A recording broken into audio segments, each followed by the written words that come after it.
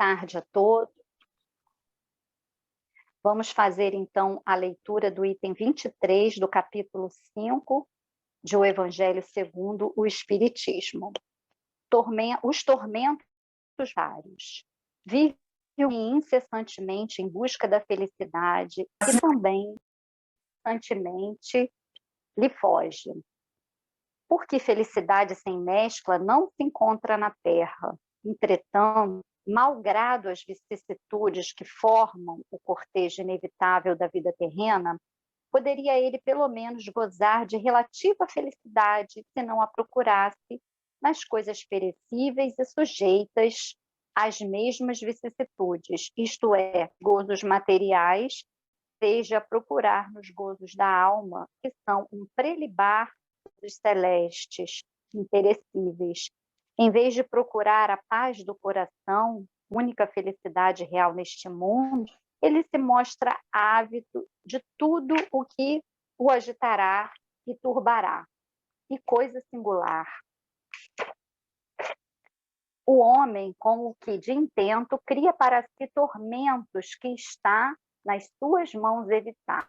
Haverá maiores do que privam da inveja e do ciúme? Para o invejoso e o ciumento não ouso, estão perpetuamente febricitantes. O que não tem e os outros possuem, lhes calçônias. Dão-lhes vertigem os êxitos de seus rivais. Toda a emulação para eles se resume em eclipsar os que lhes estão próximos. Toda alegria em excitar nos que se lhes assemelham pela insensatez, a raiva do ciúme devora. Pobres insensatos, com efeito, que não imaginam sequer que amanhã talvez terão de largar todas essas frioleiras cuja cobiça lhes envenena. Não é a eles de certo que se aplicam estas palavras: bem-aventurados os aflitos, pois que serão consolados, visto que as suas preocupações não são aquelas que têm no céu as compensações merecidas. Tormentos, ao contrário, são aquele que sabe contentar-se com o que tem, que nota sem inveja o que não possui, que não procura parecer mais do que é. Esse é sempre rico, porquanto se olha abaixo de si e não para cima, vê sempre criaturas que têm menos do que ele. É calmo porque não cria para si necessidades quiméricas, e não será uma felicidade a calma em meio das tempestades da vida? Mensagem ditada por Melon em Leão, 1860. Eu gostaria de iniciar a nossa reflexão destacando essa frase: o homem, como que de intento, cria para si tormentos que está nas suas mãos evitar.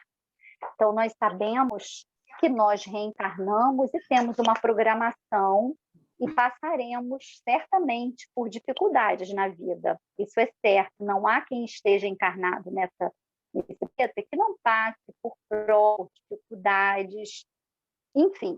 Mas muitas vezes nós aumentamos a dificuldade dessas provas em virtude da nossa invigilância, em virtude dos nossos pensamentos torturantes, em virtude do nosso excesso de preocupação, da ansiedade que corrói o nosso coração. E eu busquei no livro O Caminho das Virtudes, publicado pela Federação Espírita do Rio Grande do Sul, escrito por Jason de Camargo, um esclarecimento, um trecho que ele fala exatamente disso, os pensamentos torturantes, de quanto a gente causa para nós próprios sofrimentos físicos e mentais em razão dos pensamentos que nós alimentamos. E ele diz que muitos terapeutas falam que 80% a 90% dos nossos pensamentos são repetitivos, são pensamentos inúteis, nocivos, que não vão causar para nós, senão um desgaste energético muito grande, né? A perda de energia vital, um desconforto interior. Quantas vezes, talvez, nós já tenhamos visto nesta situação? Eu estou bem, eu estou saudável, não estou enferma, a vida está correndo tranquilamente, eu estou trabalhando, eu tenho a minha renda, eu tenho a minha família bem, eu tenho a religião que eu estudo, mas existe angústia interior que não larga. Em geral, isso vem do nosso excesso de preocupação. Ele fala do excesso de passado. Muitas vezes, os nossos pensamentos repetitivos que nos causam tormentos são pensamentos em razão de mazelas que ficaram para o passado. Aí a gente aciona o gatilho do sentimento de culpa, aí vem à tona ressentimentos arquivados, situações que a gente não conseguiu perdoar, pessoas que a gente não conseguiu perdoar, situações em que nós não conseguimos nos perdoar. Então, ele fala do pensamento torturante nessa situação de excesso de passado. E ele fala também do excesso de futuro, que gera, né, essa situação de ansiedade. Quase todos nós sofremos hoje em dia, inclusive crianças, adolescentes, jovens, que sofrem de ansiedade. Por quê? Porque a gente sofre em razão de situações que realmente nunca irão se concretizar. Se a gente olhar para o passado, a gente vai pensar assim, quanta energia eu quanto tempo, quanto eu me fixei numa determinada situação que nunca se materializou, que nunca aconteceu. Aí a gente pensa, puxa, se eu soubesse, eu não tinha agido dessa maneira.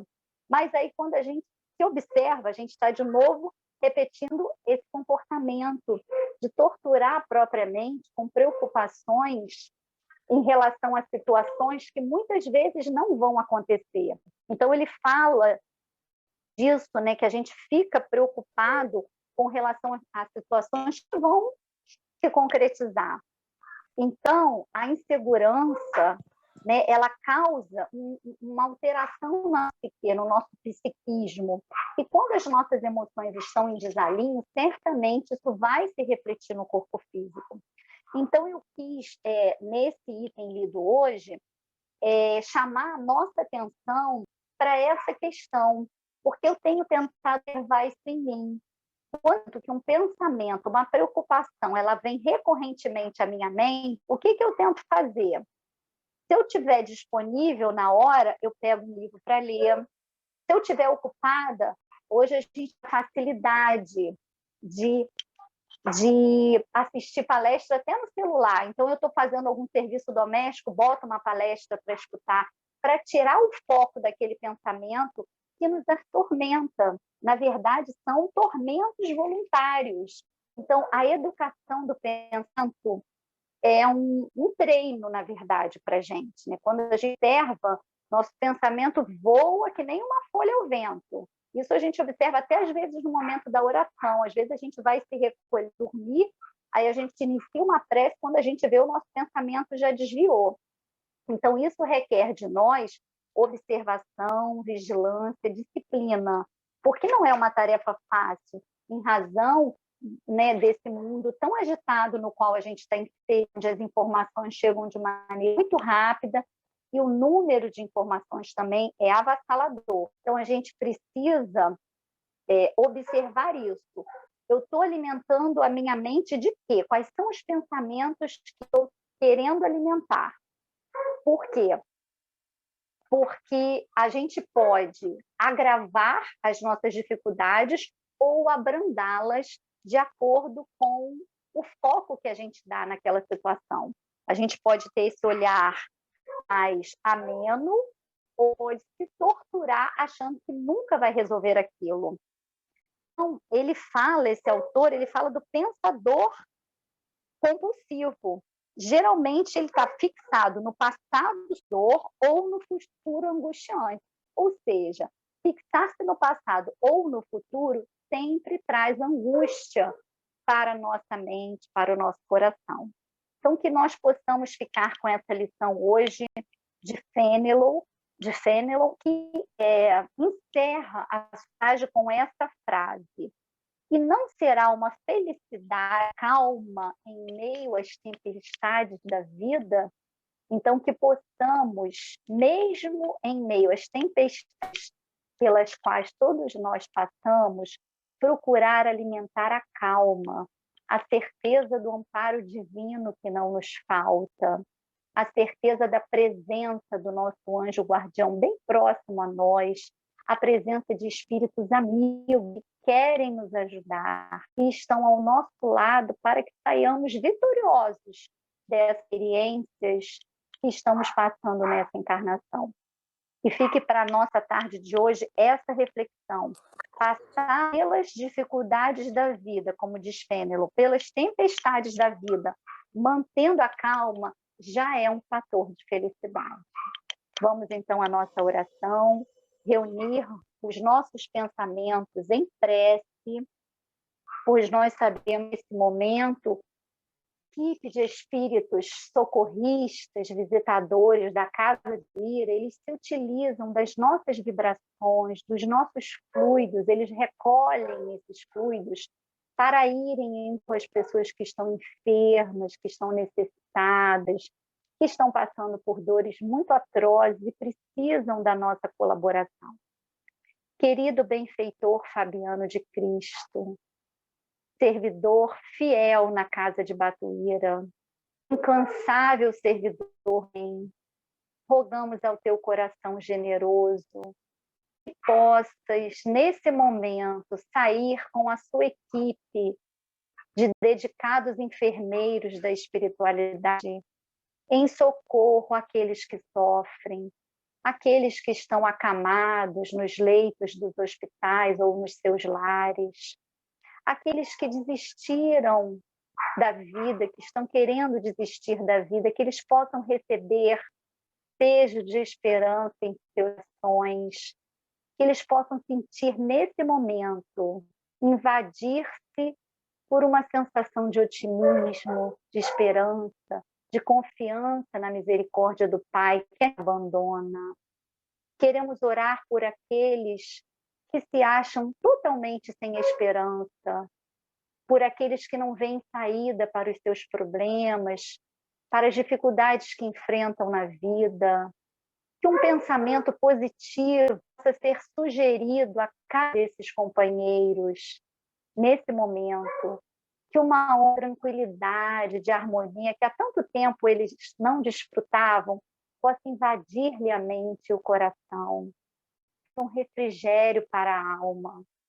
Querido benfeitor Fabiano de Cristo, queremos rogar por aqueles que diariamente o Senhor está aí recebendo no hospital da Casa de Batuíra, que acabaram de deixar o corpo físico e que tão carinhosamente escolhidos pela tua equipe, que eles também se beneficiem desse nosso momento de oração, que as melhores vibrações que irradiamos para eles também possa chegar ao coração de cada um deles como um bálsamo nesse momento, a amenizar-lhes as dores, a angústia, que tão logo estejam em condições, eles possam compreender que a vida continua, que a estrada de crescimento e aprendizagem vai continuar no plano espiritual, que é a verdadeira vida.